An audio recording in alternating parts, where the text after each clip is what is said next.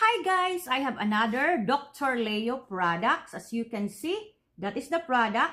This product is Dr. Leo 3 times acid deep pores cleansing clay mask. As you can see, this is salicylic acid, lactobionic acid, tartaric acid, and especially formulated for oily skin.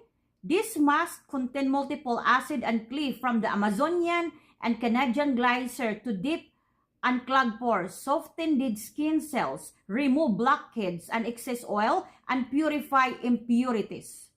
With oil controlling and moisturizing properties, it helps prevent acne and improve acne-prone skin.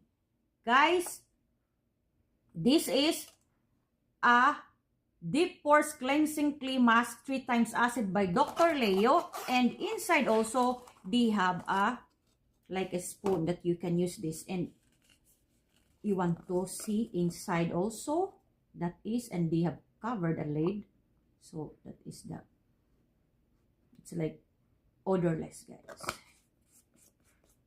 That is their product.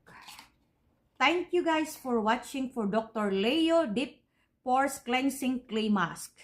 Bye bye guys, and God bless us.